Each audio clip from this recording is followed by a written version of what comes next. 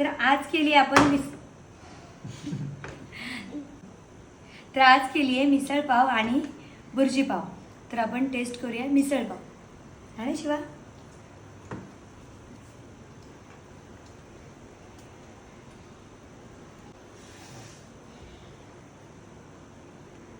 शिवाला दे.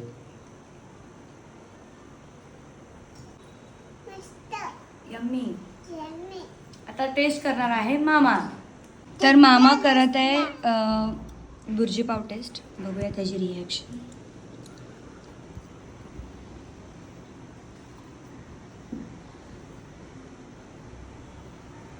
आता रोहित मामा करेल.